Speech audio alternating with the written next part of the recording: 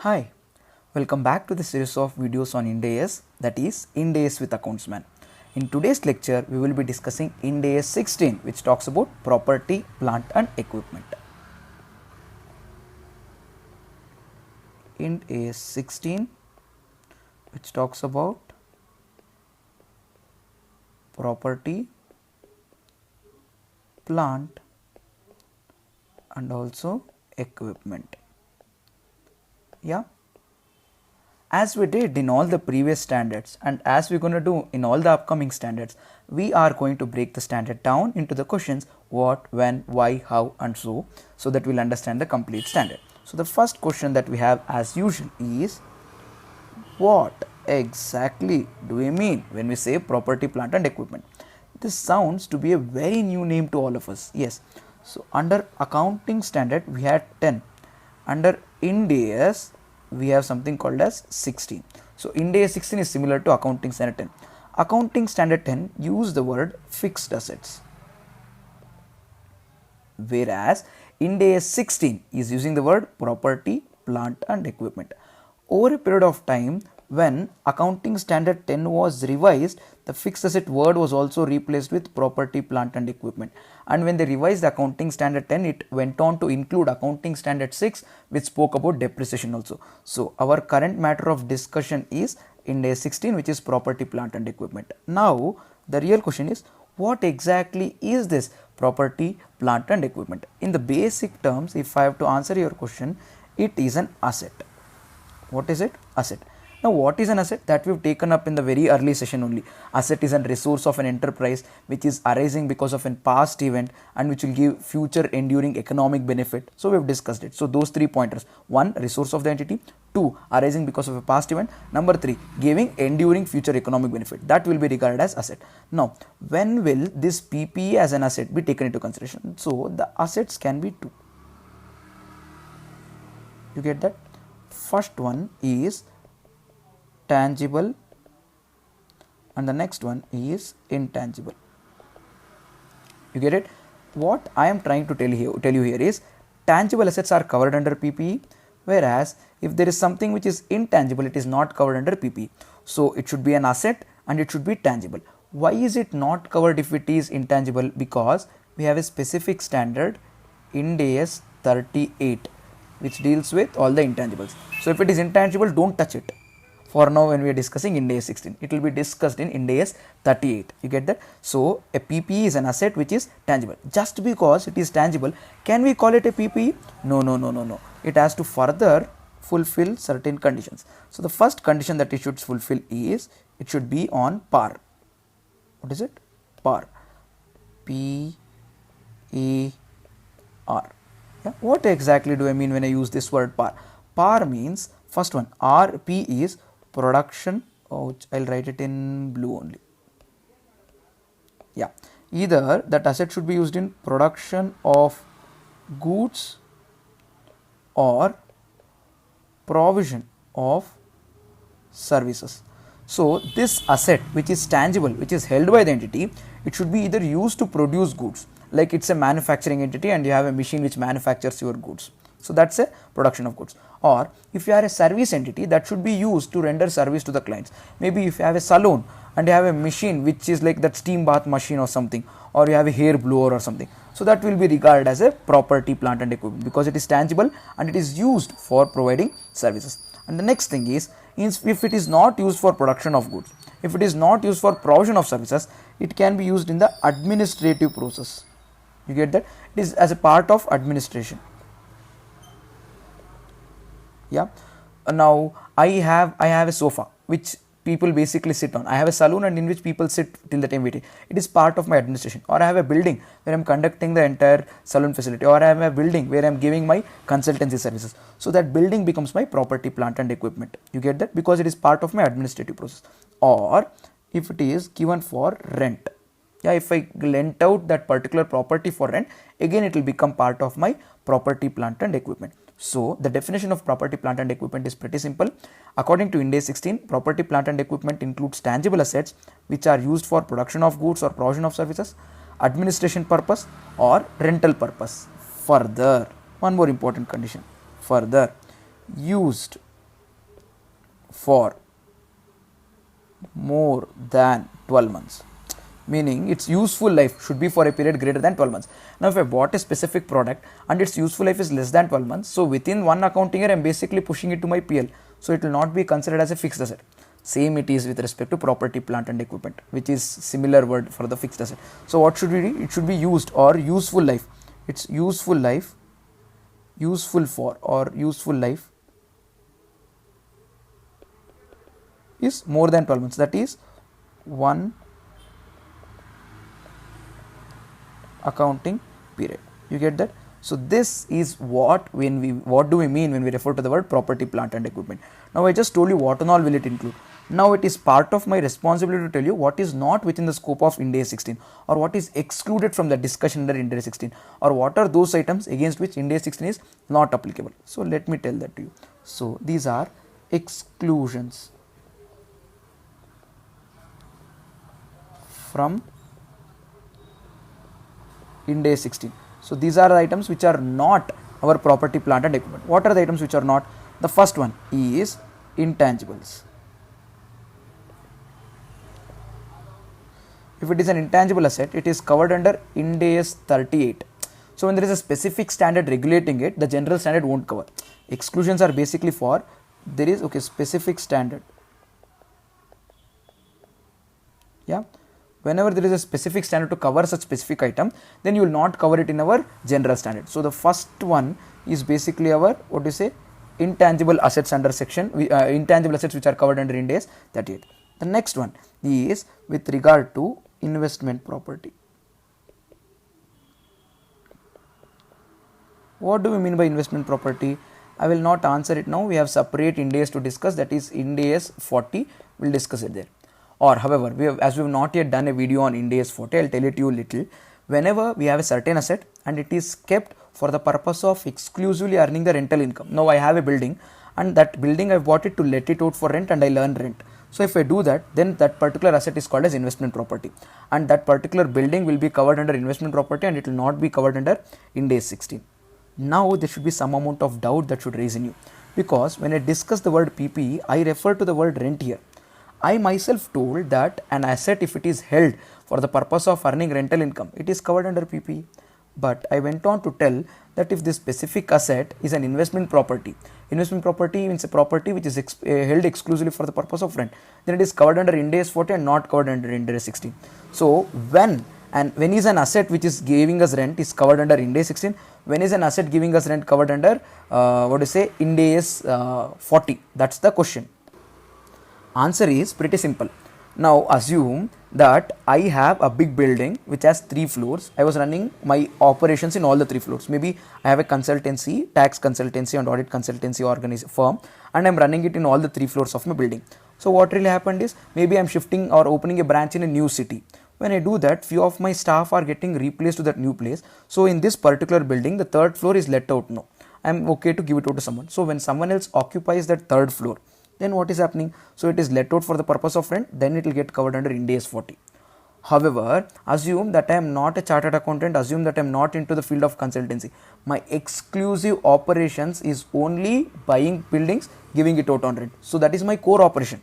So in that case, that rental income is generated as a purpose of the main purpose of my organization. You get that? That is not coincidental. It is the main objective.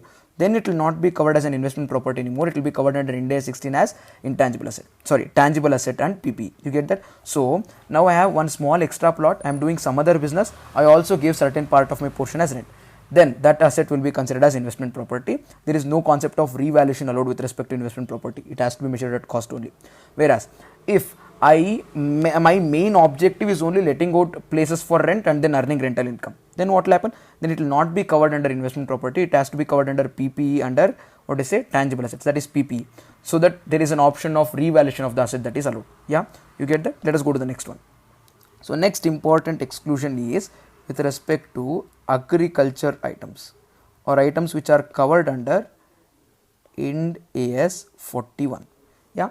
This needs a little detailed discussion. When we talk about agriculture, what exactly does this agriculture talk about? Because it's pretty new to us. We have never read it before. So when we talk about this agriculture, the entire discussion is with respect to biological asset. Yeah.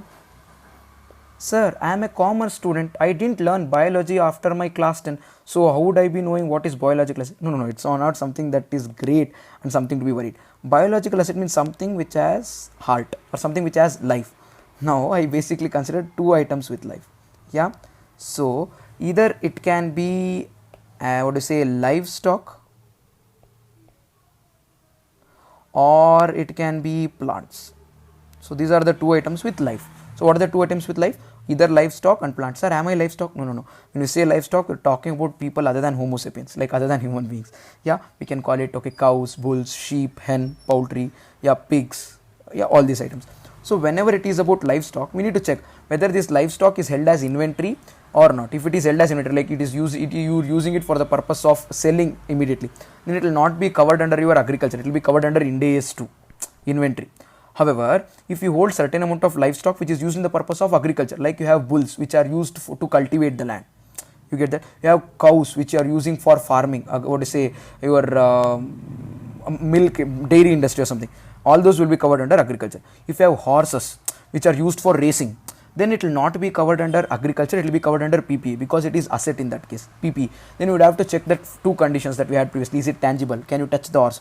It might kick you, but you can still touch it. So it's tangible. Is it you do expect it to live for longer than 12 months? Then it will be considered as a property, plant and equipment. You get that? So livestock, it depends. If it is like for buying and selling, then you will be considering it as inventory. If it is for the purpose of using in agriculture, then agriculture. If it is like horse which is used for long term, then it can be PPE. So all these three possible circumstances are there. So usually with respect to livestock, three circumstances, it can be Ind AS. Should I write it little smaller, or I'll write it inventory first. It can be considered as inventory. It can be, if it is used for agriculture, then agriculture, or it can be PPE. So it can be all the three categories. So it can be considered as Ind AS 2 or Ind AS 41, or it can even come under Ind AS 16, depending upon the purpose for which it is used. When you talk about plants, plants can be further classified into two categories. Yeah, the first one is called as bearer plant. The second category is not bearer plant. You get that? If I have to answer the question first and then explain it to you, the point is pretty simple. If the asset is a bearer plant, then it is covered under Ind AS 16.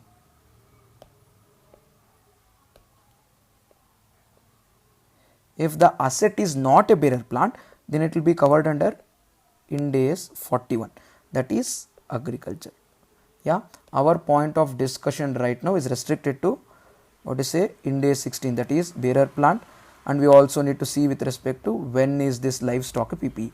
I told you the example of livestock being PPE, example like horses which are used in the race and everything, it will become our stock which is part of property, plant and equipment. Plants will be considered as property, plant and equipment when it is bearer plant. Now the question is, when is it called bearer plant? The answer is pretty simple. Now if I have a tree here and this particular tree gives us fruits, which I will draw it in green.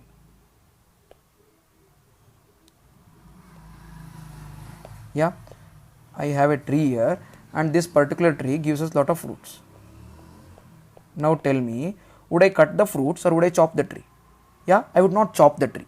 I would cut the fruits and I would sell them. So these fruits what I have will become agricultural produce. You get that? And once I cut the fruits, the tree will stay again, and after 12 months again tree will give me fruits. So this tree is considered as property, plant and equipment.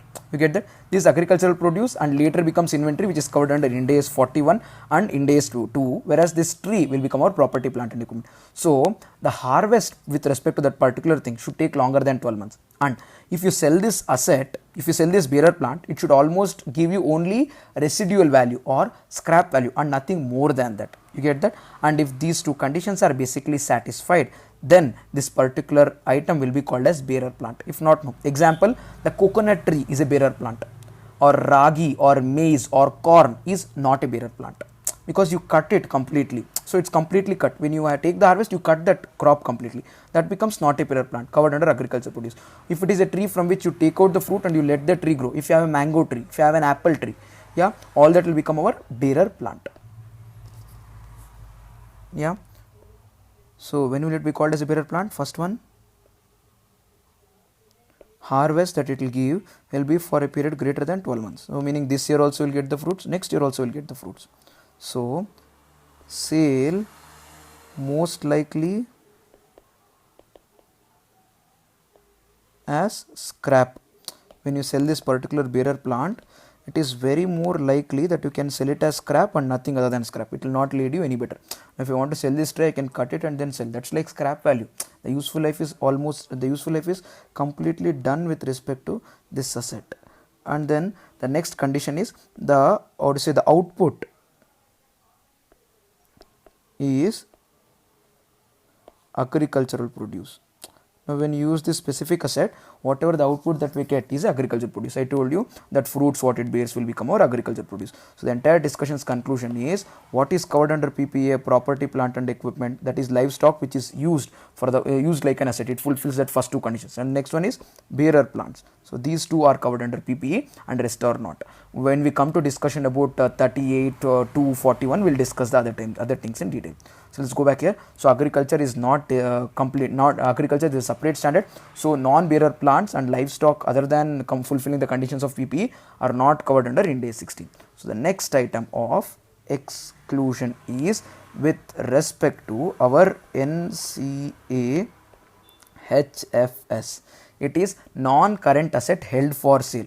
So assume that I have a non-current asset which is basically a PPE, and this asset I am not using it for renting, I am not using it for production of services, I am not using it for administrative process also. Maybe it's no more in active use, its useful life is over and I have kept it ready for sale. But why have I not sold it? No one is ready to sell, no one is ready to buy it. So I have kept it for sale, and when someone comes I am basically selling it. So that is NCA HFS, non-current asset held for sale. Then the utility of this particular product is over, so is the active use. It will not be measured at cost anymore, it will be recorded at cost or our NRV, whichever is less. So we will discuss it when we come to Ind AS 105. So items which are covered under Ind AS 105, that is NCA HFS, that is again not covered in our specific standards of Ind AS 16 because it is no more a property, plant and equipment. The last item which is not covered is mineral resources. Mineral resources. So if you have any mineral resources, these items are basically wasting assets. Oil mine, coal oil well, coal mine, gold mines that we have, you get that coal deposits. So all these things are basically natural resources which are wasting assets, which are supposed to be recorded separately, meaning the treatment of these is separately given in our Ind AS 106. And as we have a separate standard regulating it, because of the characteristic of the item being unique, we will follow that specific standard. It is not covered here. So this is with regard to definition of PPE. So PPE includes these items, but it doesn't include these many items. So now we are done with the question what. Now we will see when to recognize the asset. So the next question is when.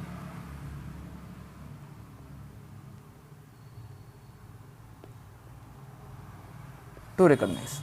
Yeah, in order to recognize this asset, the first and foremost thing is we should have control over the asset. Yeah, now lot of us think that when we refer to the word control we mean ownership. No, there can be control, we can have control over an asset though we don't have the ownership. You get that? So control and ownership are not same. You get that? There is a possibility where we can have the control but we don't have the ownership. Example, leases. When you take a specific item on an operating lease, we have only control over the asset. We don't have the ownership of the asset. You get that? Earlier under AS 19 we used to record the asset only under finance lease. Under operating lease we used to not record the asset. But here under Ind AS 116 when you start discussing leases, I will tell you, we need to record the right to use of the asset. Right to use of the asset is considered as the control. You get that? We have control but we don't have ownership. So Ind AS thinks or sees things in a little broader way. It says that it's okay, I don't care if you don't have the ownership. If I have control over that specific asset, it is your asset. and you need to record it in your property, plant and equipment. If you don't have the control on that specific asset, though you have the ownership, it is not your asset. Now example, when I have I have a manufacturing unit in somewhere in port, assume in the city of Mangalore, I have built my manufacturing port. I need to transport lot of raw materials into my factory. If I want to transport lot of raw materials, usual agreement is we build railway tracks from the railway station, so that the raw material will walk straight into our factory through the railways. So though I will lay that railway tracks, it is with my expenditure I will lay the railway tracks from my factory to railway station. So though I incur the expenditure and though I have the ownership, I don't have the control over it. It will be controlled by the railways only. You get that? I might have to bear the repair expenditure, but the ownership, though I have created the entire railway track, though I have the ownership, the control is not with me. So in that case, can I write that railway track as a part of my PPE? The answer is no. You get that? So lot of circumstances I might have the ownership, but I don't have the control. So what we need to check with regard to Ind AS 16 is, do we have the control, not the ownership? Whereas under AS 10 we used to check for the ownership and not the control. So that's the first thing. Next one is, just because we have the control, we cannot record it as an asset, because there should be future economic benefit. There should be future economic benefit. Meaning, using that specific asset in the future, there should be some economic benefit flowing into us. Only if there is a future economic benefit flowing into us, we can recognize it as an asset. If not, no. When we say future economic benefit, very important thing that I want you to note here is, need not be direct. It need not be direct economic benefit. Now, assume that mine is a manufacturing unit. When I have a manufacturing unit, the property that I use, the machinery that I use might be giving me direct benefit in manufacturing the units. Or if they assume that there is a certain conditions laid out by the government to me about the solid waste management, like whatever the waste that I am going to throw out, I cannot let it out into the ocean straight. I have to process it in certain way and then put it out. You get that? So I need to incorporate certain machinery in my organization which will process that waste. Now that machine will not give me any economic benefit, is what you might say. See, using that machine I am not manufacturing any product what I am selling. So can I call that machine as PPE? The answer is yes, because we are not seeing a direct economic benefit. Even if it gives us indirect economic benefit, it's okay. If I don't use that specific asset and I let out the solid waste into the ocean straight, then lot of environmental organizations are going to file a case against me to the court of law, and court of law might stop me from functioning. If they stop me from functioning, I might not generate future revenue. So what is enabling me create future economic benefits is this particular specific asset. It is going to help me generate future cash flows. You get that? So that solid waste management, if I built that one specific asset, that is also part of my PPE. So future economic benefit need not be direct. And the last point is, there should be reliable measurement. See, if I have to call this PPE, invite this PPE to come and sit in my balance sheet assets, I need to assign some value. Once I write that PPE in the particulars, I have to write some value in the amount column. So in order to write that value in the amount column, there should be reliable measurement of the value of that particular item. If I can't reliably measure the value of that specific item, it cannot be recognized as PPE. You get that? So we're done with the basic discussion with respect to recognition. An item will be, a PPE will be recognized in the statement of, in the balance sheet, or it will be recognized in the books of accounts when we have control over it, when there is future economic benefit coming out of that specific asset, and there is reliable measurement. Before we complete this particular session, I want to discuss certain part which is related to recognition again. So that is, what if I buy a specific asset but not alone? I buy like lot of assets together in one shot. Then should I be recording each assets component wise, or should I write the assets in group? So now what we are discussing is, recognition can be done two ways. One is component wise, next one is group wise. So do I have to record each component as a separate asset? Do I have to record them as group? What we need to understand here is, this is actually based upon a certain point, that is significance of the amount involved. Yeah, if that particular amount or if that particular asset is significant, so if the asset is significant, then I have to take it component wise. Or if that asset or the cost involved is not significant, yeah, if that component is very significant, or if that asset is, each of that part is very significant, we will identify each asset separately. If they are not very significant, we can write all of them together. We can write all the assets together. But whenever we do grouping, we need to remember that this grouping is allowed. Grouping is allowed only if two conditions are satisfied. First one, the entire estimated useful life of all the assets in that group are same. So same useful life. Now if I buy 100 parts and all the 100 parts I want to write it as one asset, all the 100 parts useful life estimated. No, we don't know the actual thing, we don't know when will that asset wear out, okay. So the estimated useful life should be same, and the depreciation method that we are intending to follow for all the parts will be same, meaning I cannot follow different depreciation methods for the item within the same group. So once I group them, I need to see that the entire useful life of that group is same and the depreciation method applied on that group is same. So basically the first point that I wrote here is nothing but materiality. If that item is material, we take it as component. If the item is immaterial, we write them as group. When we write them as group, we charge depreciation also on the whole, and we also consider them as the same useful life, and it will be seen together. And the interesting part comes when these components or these group of assets or any part of that group is replaced. How do we treat it when the part of it is replaced? So shall we see the replacement case? So the case now is replacement of asset. Yeah, so when we do replacement, we need to see whether we had initially recognized as component or we had recorded as group. Yeah, assume that we initially recognize that particular asset as component. So assume that we have an asset, we have asset, it is called as asset number 1. Yeah, this asset number 1 needs to be replaced. You get this? So it has certain book value here, or we can say carrying amount. I'll call it as carrying amount. This carrying amount, how did I get it? Original cost minus depreciation. Original cost minus accumulated depreciation on this specific asset. Yeah, when I did this, I got this carrying amount. Now this asset 1 is replaced with asset 2. So what I should do is this asset 1, whatever is there, yeah, to be transferred to P&L. I should transfer this asset 1 to PL because it's worn out. Then what will I do? Then I'll record asset 2. Yeah, at what is at fair value or the purchase price, or at I can use the word replacement price. Yeah, replacement price, the price at which this is changed. No, this will be the carrying amount in balance sheet. Carrying amount in balance sheet. You get that? So whenever a component is replaced, now asset 1 was there, that component is replaced with asset 2.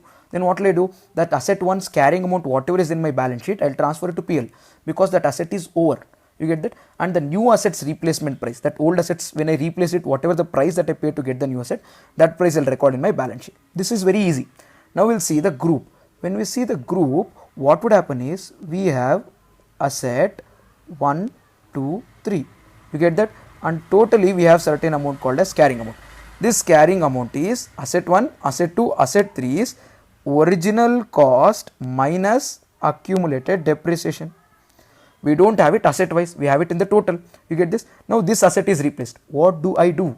Then the question comes with regard to two particular points. Yeah, assume that for our ease we are replacing component 1 or first asset in this group of assets. You get that? So whenever we're doing it, we need to check, we need to ask ourselves this question, okay? Cost, yeah, is it available or is it not available? Yeah, is the original cost not available or is the original cost available? If the original cost of this one is available, then we need to, what we would have to do is then asset 1's cost, yeah, minus proportionate accumulated depreciation we need to identify. You get that? So we need to identify that cost, whatever is there, proportionate accumulated depreciation of that specific asset. If we subtract, then what do we arrive at? Then we arrive at the carrying amount. You get that? This carrying amount to be transferred to P&L. Done. Then that new asset I replaced with, you get that? That asset, can I call it asset 4? So that asset 4 what came into picture? That's assets replacement price, whatever is there, to be carrying amount in balance sheet. that is, this is added to group. You get that? So that first asset's original cost, if it is available, from that original cost I subtract its accumulated depreciation, I'll arrive at the carrying amount. That carrying amount I'll transfer to P&L, and the new asset, whatever I purchased, fourth component, its value will be added to this group. You get that? What if the carrying amount, what if the cost is not available on this day, the original cost of that specific asset is not known to us? Then what do we do? What we do is pretty simple then asset 1's cost is not available, I'll take replacement price of this asset 1 as the cost. You get that? Replacement price as the cost. Replacement price, when I say here, I am basically referring to this price. You get that? That replacement price, that the price at which the new asset is bought, that will be considered as the price of this asset, and at that price I'll record the cost of the asset 1, and then from there I will deduct the proportionate accumulated depreciation. I use the same term here and there. What do you mean by proportionate? For the entire asset group, I have certain amount of depreciation. No, I'll segregate it for each of the asset. Yeah, based on their fair value. Yeah, fair value is also not available. It's not the case possible. Yeah, we do that. Then we get some carrying amount. You get that? This amount, whatever we get, will be transferred to PL. You get that? And then that new asset bought, A4, will be recorded at replacement price. Where? In balance sheet. Or what will we do? We'll basically add it to this carrying amount. What will we do? We'll add it to the group value. We'll add it to the cost of this group, so that it will become the value of this particular item. So this is how we account for replacement in component and group case. So whenever you basically not taking component wise and then writing certain items in group, you need to very much clearly ensure that they have same useful life, they have same depreciation method, and there will not be a reason to replace them. If there will be a reason to replace them, then this entire hangama will come into picture. If this entire hangama comes into picture, you need to go back and then identify the cost and then do this entire exercise. Doing this second arrow mark, left side exercise, whatever we did here, it is nothing but it would have been easier identifying the item as component only. So you need to keep all this in mind when you're trying to see the item as a group or a component.